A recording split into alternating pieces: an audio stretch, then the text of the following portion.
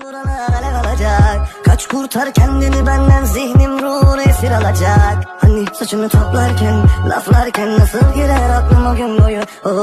Uykum kaçtı bana sor. Niçin gidiyor yanımda günü geçiyor. Takvimden yapraklar düşmezken sen niye yüzünü düşürdün gülüm. Rüyalarını büyütür en güzel anılar, boş ver öldük. Zaten en güzeline döndük. Madem gel gidelim gördük zaten en kötüsünü. Önümde dünya ise tadı tuzu yok, sen yokken nefes alamıyorum elinden değken.